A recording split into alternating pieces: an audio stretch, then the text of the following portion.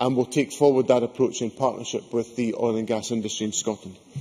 We now move to First Minister's questions. Question number 1, Joanne Lamont. Thank you very much, Presiding Officer. To ask the First Minister what engagements he has planned for the rest of the day. First Minister. Meetings to take forward the Government's programme for Scotland. Joanne Lamont. Thank you very much. Presiding Officer, this afternoon the Scottish Parliament will debate the legacy of Margaret Thatcher. 3 months after Margaret Thatcher became Prime Minister, I became a teacher, and I was a school teacher throughout her time in office. And as a teacher, I saw firsthand how our young people had their hopes and aspirations extinguished by the decisions she made. I remember the challenge of trying to motivate teenagers who thought that studying was a waste of time because there were no jobs for them anyway. No one in this chamber wants a return to those days.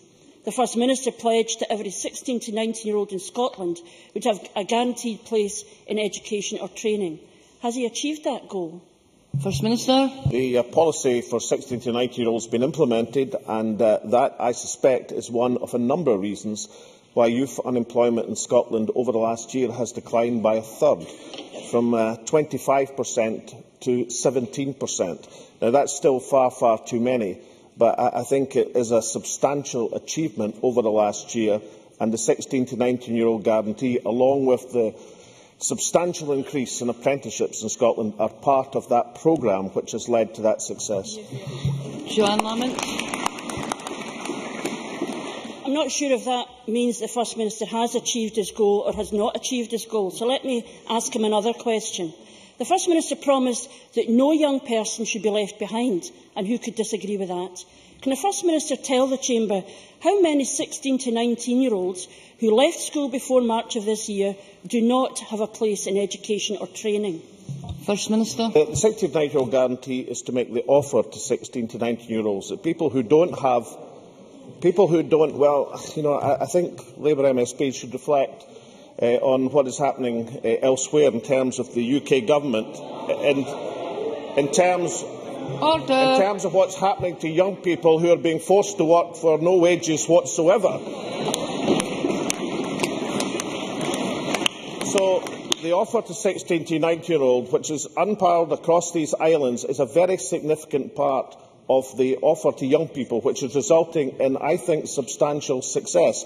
Now, I would say that the reduction in youth unemployment, the increase in youth employment, is a substantial success, which every single member in this chamber should recognise as such and take pride in the fact that the Parliament, through some of the initiatives we are taking, is making a real difference to one of the great corrosive issues, youth unemployment, which affects our society. Now, you can say, yes, there are still far too many young people unemployed. Of course there are.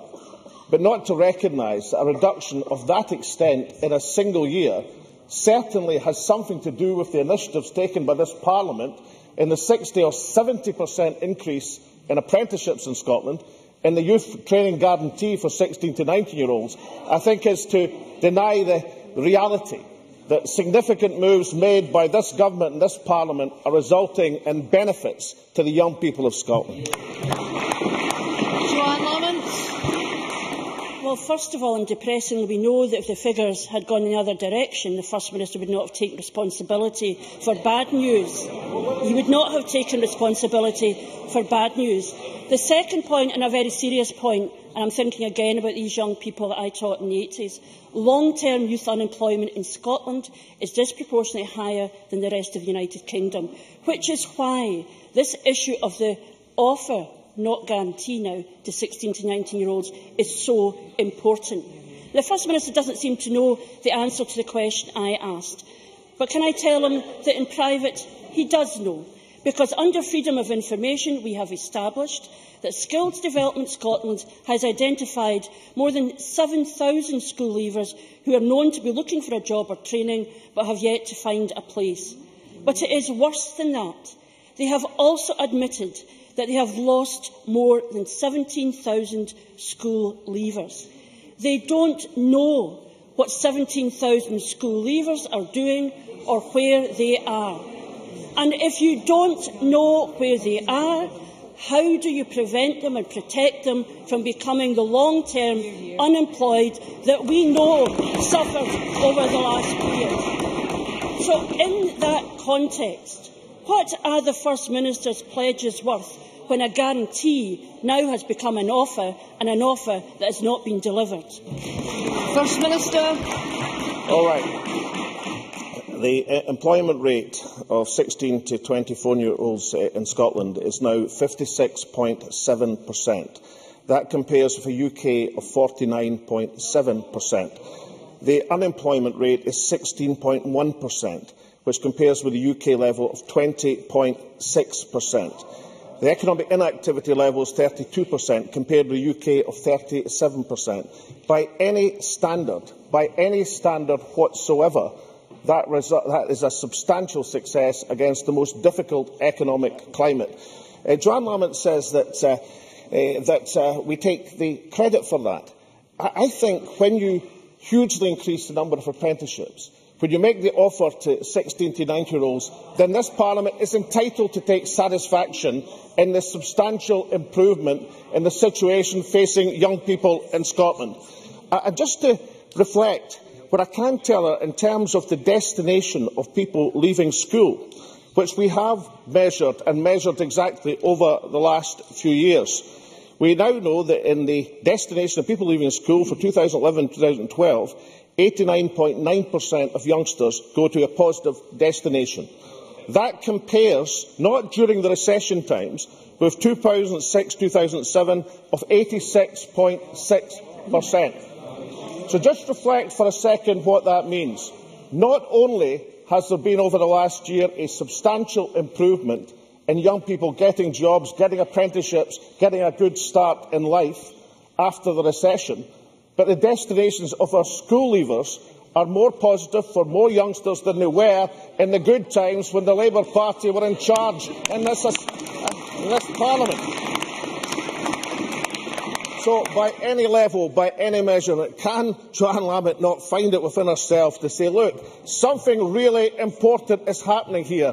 Perhaps we should follow the apprenticeship programme, which is proving such success. Perhaps this youth guarantee has something to be said for it in helping young people who are having the tough end of life. And isn't there something for this entire Parliament to welcome in the demonstration that effective action can't solve every problem, but has resulted in a substantial improvement which is affecting the lives and welfare of tens of thousands of young people in Scotland?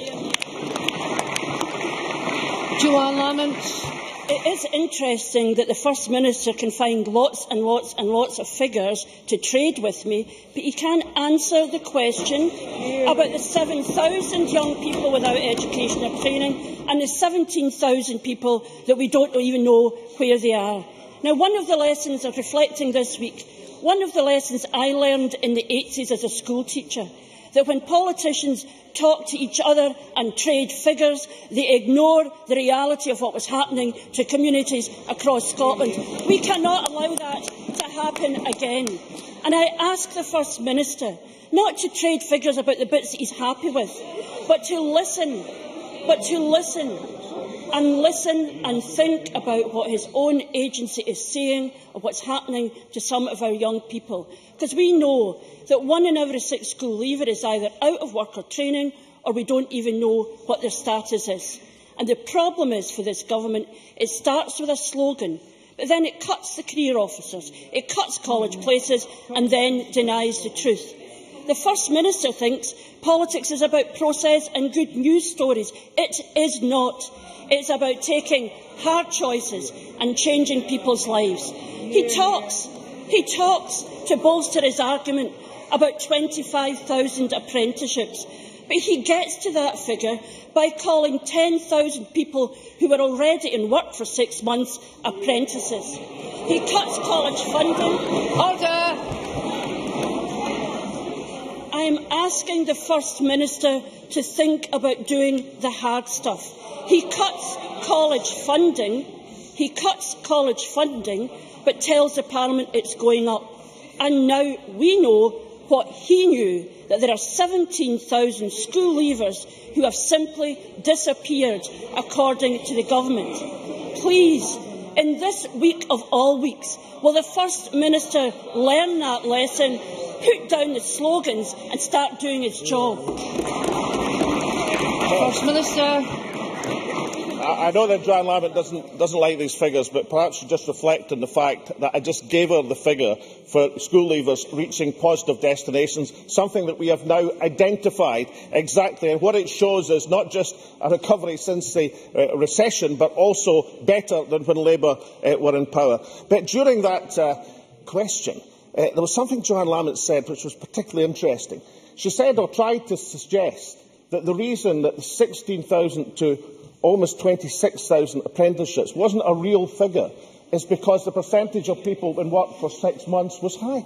The percentage of apprenticeships going to people in work for 6 months is lower than it was when the Labour Party were in office. In other words, there are more people now in the 26,000 than there was as a percentage when Labour Party were in office. So how on earth can that be presented as anything with a semblance of an argument? I think it is important to learn the lessons. And the key lesson I would learn from the years of Margaret Thatcher is that political parties who go into coalition with the Conservatives in campaigns in Scotland are going to result in exactly the same fate as the Conservative Party. And Joanne Lamont believing that she can campaign hand in glove with Better Together and people in Scotland won't draw the obvious conclusion about the direction of politics is living in a fantasy land. She and her party will pay the highest price for their joint cabal and campaign with the Conservative Party in Scotland. And that, I tell her, is a certain conclusion that the people of Scotland will draw. Question number 2, Ruth Davidson. Thank you, Presiding Officer. To ask the First Minister when he'll next meet the Secretary of State for Scotland. First Minister. Later today I'll be meeting State Forward, the Government's programme for Scotland. Ruth Davidson. A few days ago, Sean McLaughlin was sentenced to 10 years for culpable homicide. A career criminal with more than 50 convictions, McLaughlin should have been in jail rather than being free to stab Robert Brown repeatedly in his girlfriend's house. McLaughlin had over a year still to serve of his most recent sentence, but had been released early under the Government's automatic early release scheme. The First Minister promised in both his 2007 and his 2011 manifestos to end automatic early release. Yet no legislation has come before this chamber and there is no hint that any is due. He could have put it in his Victims and Witnesses Bill that was published 2 months ago. Yet again, no sign of an end to automatic early release. If he had acted much earlier, Robert Brown could still be alive. Why is the First Minister refusing to fulfil the promises he has made to protect Scottish communities? First Minister. Can I just point out in terms of fact that when we revoked the automatic early release which was introduced by the Conservative Party, it could not and would not apply to retrospective cases. And I don't think anybody has ever suggested that. So the question that I've just been asked by Ruth Davidson is just factually wrong, unless she's saying that she would argue it to be introduced for retrospective cases. If that's what she's arguing, then perhaps she should say that to the Chamber.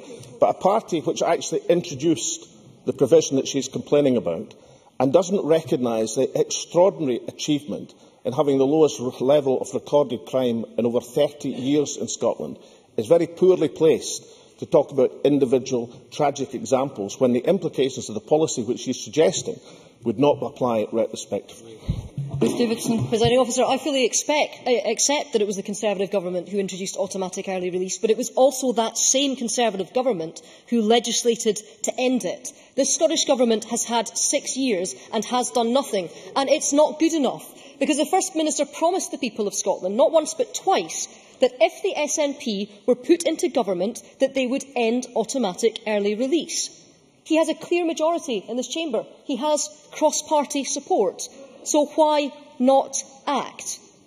So far, this government has found time in the parliamentary schedule for a debate on a war which happened 10 years ago, for which this Parliament has no responsibility, countless debates without vote at all.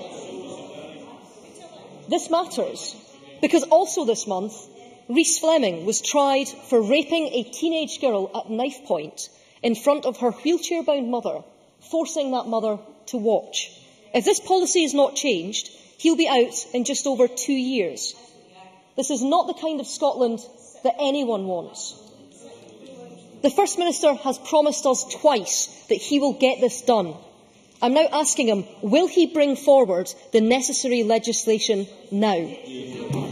First Minister. I notice that Ruth Davidson didn't challenge my correction to her original question, pointing out that it couldn't apply retrospectively. Therefore, the premise of her original question was entirely wrong, and perhaps you should rethink and look carefully, which is introducing such subjects, in terms of how a question would or would not apply.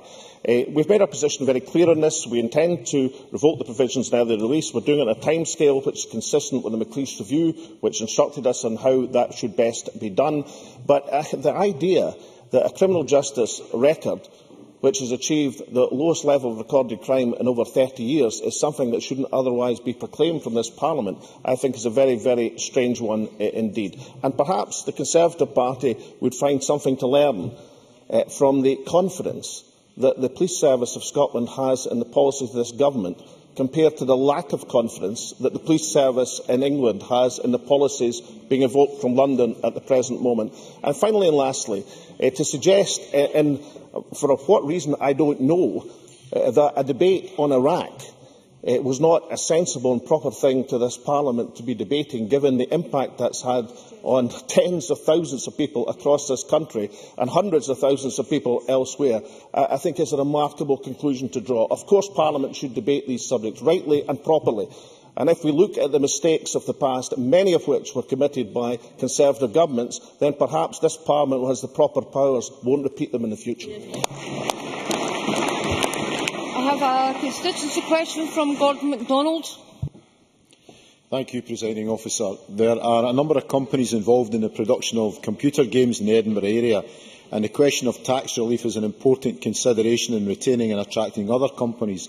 Is the First Minister aware of the proposals by the European Commission to investigate the tax reliefs offered to the games industry by the UK Government? And does the First Minister agree that these reliefs are vital to support this dynamic sector? And will the Scottish Government make representations to both the UK Government and the Commission to ensure that these reliefs are not threatened? First Minister. I think it's a very important point. I'm aware of the decision announced by the European Commission on Tuesday to investigate the proposed tax base for the computer games sector. It's an important sector which employs some 600 people in Scotland. That's why the Scottish Government, alongside the industry itself, pressed the UK Government for some years to introduce these tax breaks.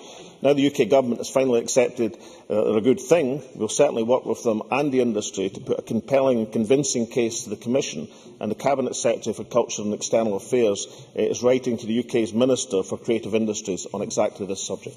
Question number 3, Willie Rennie. To ask the First Minister what issues will be discussed at the next meeting of the Cabinet. First Minister. Issues of importance to the people of Scotland. Willie Rennie. I was pleased that the Children and Young People Bill published today expands provision for nursery education for 3- and 4-year-olds to roughly match that provided in England.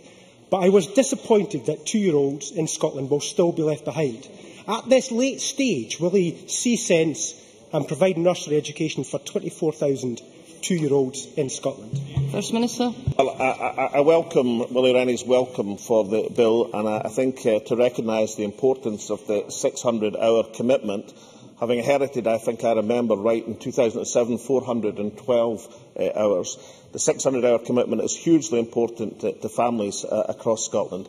As gently as I could, I've chided Willie Rennie before about the reality of what's happening in England and Wales.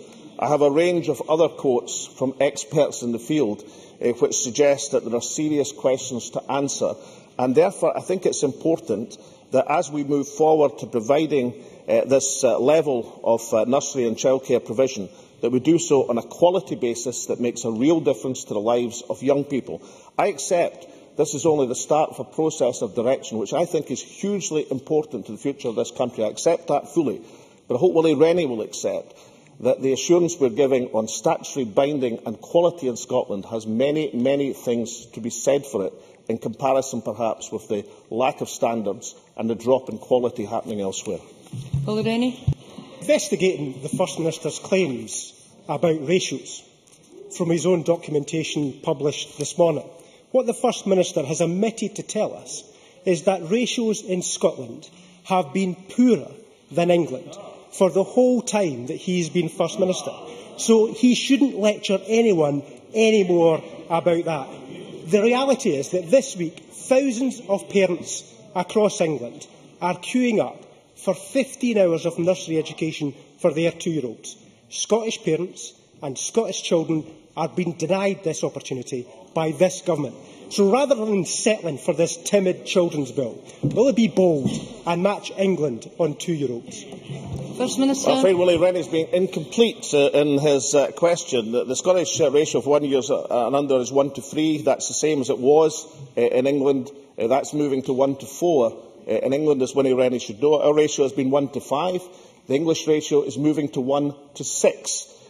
Well, that's why Willie Rennie was incomplete in his question, and I thought this chamber would like to hear the whole picture, as indeed this chamber will want to hear the views of Professor Cathy Nutt-Brown, who carried out the review into the UK Government's strategy in this matter and is now a leading critic of that strategy, who has said watering down ratios will threaten quality, childcare may be cheaper, but children will foot the bill. You might want to listen to Naina Estenstad in the last few months, the University of Ottawa, former director of the Sure Start unit. I do not think we have the quality in place to offer those that will make a difference. What we know from the evidence of the evaluation of the 2-year-old pilot was unless it was of high quality, it did not make a difference. I could give him a range of other quotations. Chief Executive of the Preschool Learning Alliance, Neil Leach: relaxing childcare ratios will be a recipe for disaster for children. The quality of provision will be lowered. There will be less one-to-one care. It will introduce additional child safety and child protection implications. Now, all I'm saying to Willie Rennie is, as we look at comparisons elsewhere, let's be aware of the deficiencies which are being examined and identified in the system which he is proclaiming by the experts in the field, including, of course, the lady who was in charge of the original proposal and suggestion to the UK Government in the first place. And let us see that there is sense in some of the actions we're taking in Scotland of giving the statutory binding guarantee of ensuring the quality and seeing the childcare nursery provisions as one of a range of measures, including the nurse planning partnerships for people and the family centres, which are designed to make sure that our early intervention is as good as we possibly can make it to ensure the future of our young people. Question number 4, John Mason. To ask the First Minister what assessment the Scottish Government has made of Scotland's public finances. First Minister. Well, last week Scotland's balance sheet was published. It provides analysis of public spending and tax receipts in Scotland since 1980 and shows Scotland in a relatively stronger financial position than that of the UK. For example, and just take one example, tax receipts per person have been higher in Scotland than the UK average for each and every one of the last 30 years. John Mason. First Minister for that answer. Yesterday's figures also showed that Scotland has higher employment and lower unemployment than the rest of the UK.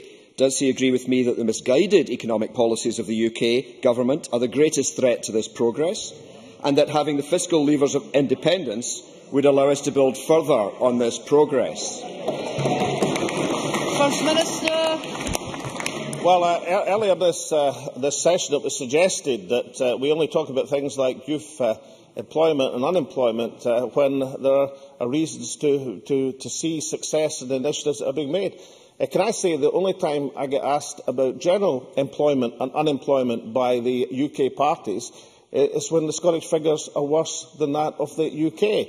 And that was an absolute substantial bet that I wouldn't be asked about the general level of employment and unemployment, given the substantial success indicated by the figures this week. I do think that although recovery from recession is, of course, a substantial and exacting process, the largest rise in employment for 12 years is something which perhaps won't be regarded as a success by the unionist parties and coalition in this Parliament, but the people of Scotland will see that as part of the process of Scottish recovery.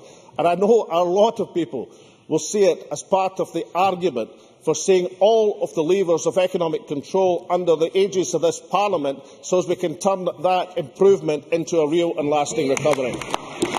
Gavin Brown. Thank you, Presiding Officer. The First Minister published Scotland's balance sheet at the weekend, and in it it states it does not consider wider liabilities. Can I ask the First Minister which wider liabilities have been ignored, and can he quantify them?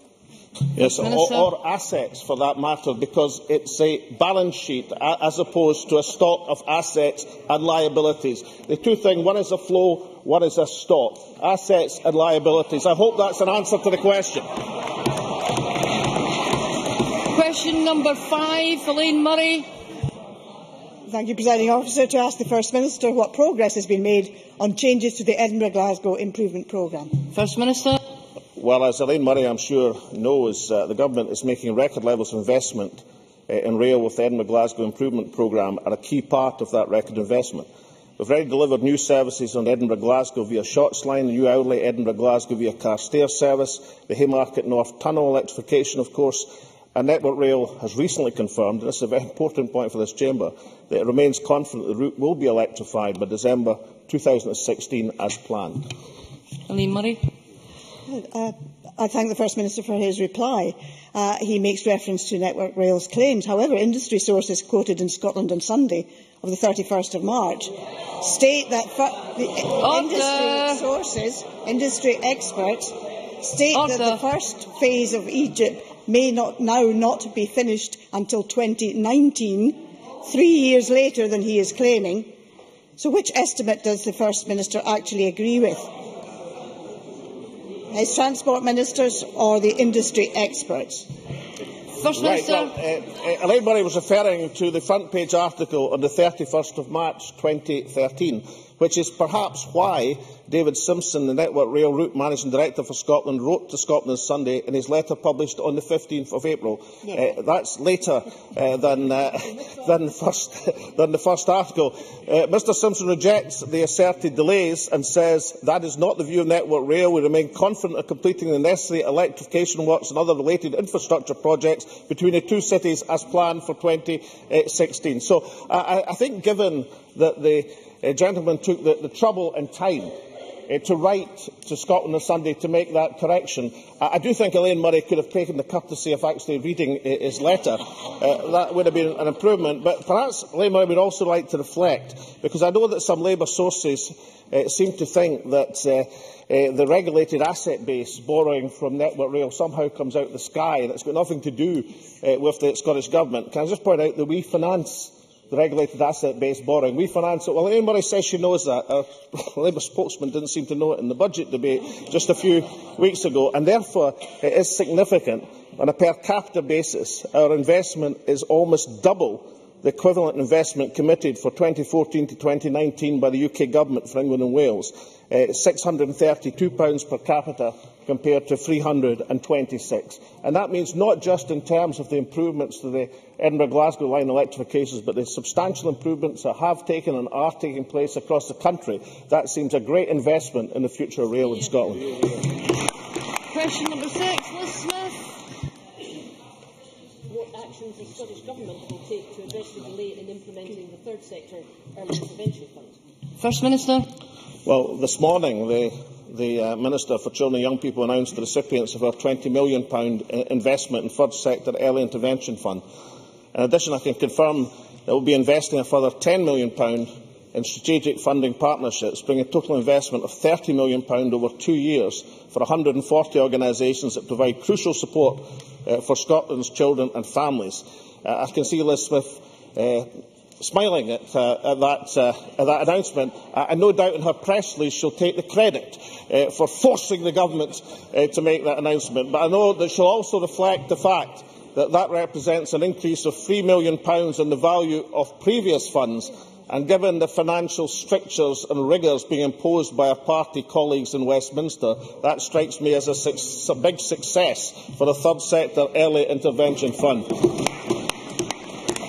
Liz Smith.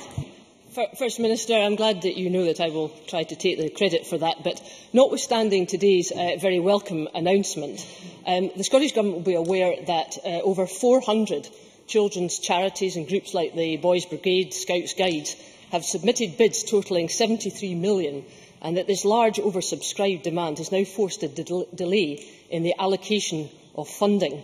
Would the First Minister acknowledge that this delay causes an unacceptable uncertainty for the financial and strategic planning of these bodies, and indeed may actually jeopardise the very future of some of the smaller charities? First Minister.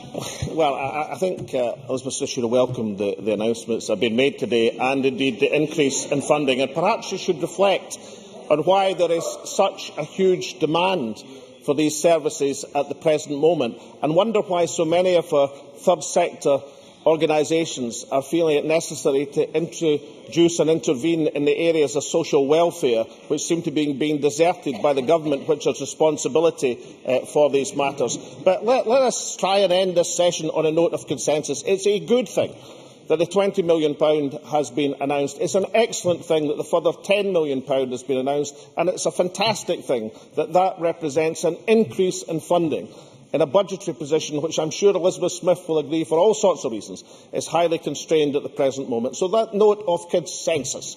Let's end this session. That ends First Minister's questions. I will allow a short pause to allow members who are not participating in the